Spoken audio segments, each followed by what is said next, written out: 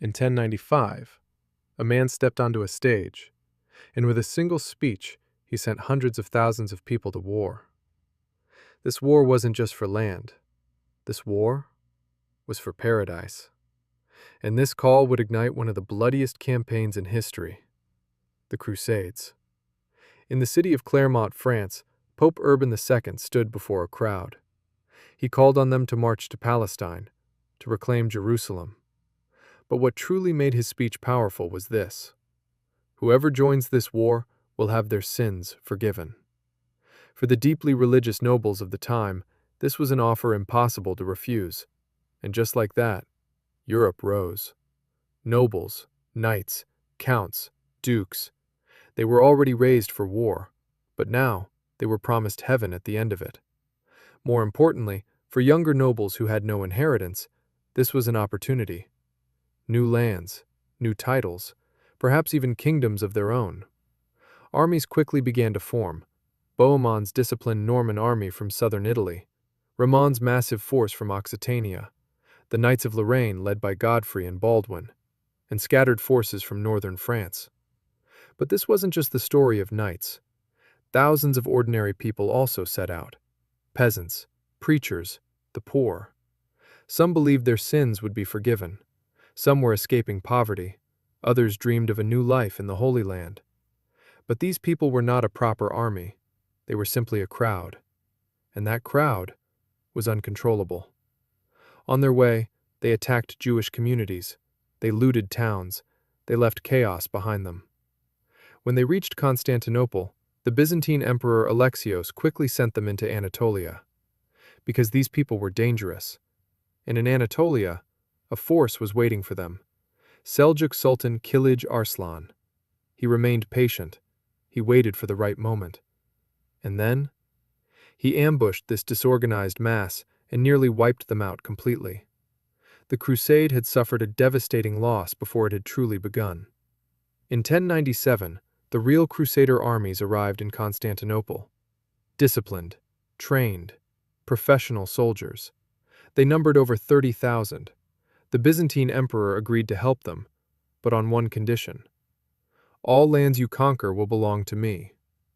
The Crusaders accepted, but it wouldn't take long for that promise to be broken. The first target was Nicaea. The city fell, but the Crusaders were not allowed inside by the Byzantines, and they were prevented from looting. This small detail marked the beginning of deep mistrust. The Crusaders marched east. At Dorylaeum, they encountered the Seljuks. At first, the battle was going against them, but reinforcements arrived, and suddenly, the tide turned. The Crusaders were victorious.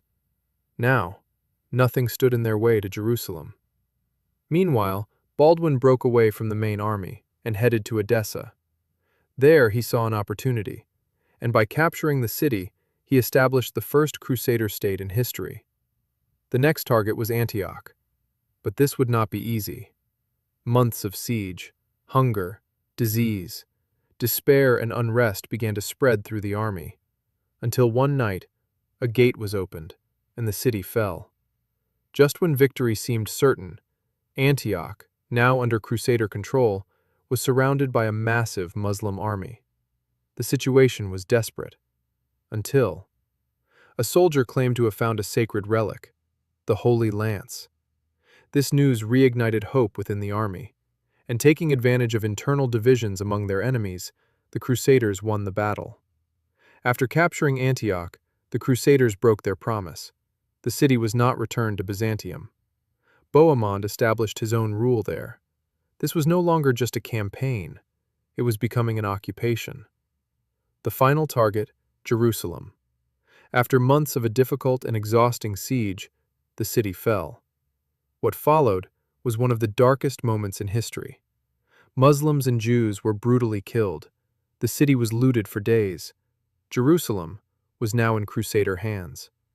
The leadership of the city was offered to Godfrey, but he refused to be crowned king. "I will not wear a golden crown where Christ wore a crown of thorns," he said. Instead, he took the title, Defender of the Holy Sepulchre. Shortly after, an army from Egypt marched to reclaim Jerusalem, but they were defeated at Ascalon. And so, the First Crusade achieved its goal. Jerusalem had been captured. But this was only the beginning. For the next 2 centuries, Europe would burn with crusading fervor. And these wars would not only be fought against Muslims, but sometimes even against fellow Christians. History is not just the past. It is the clearest proof of what people are capable of when driven by belief. If you enjoy stories like this, don't forget to subscribe, because there are many more stories waiting to be told.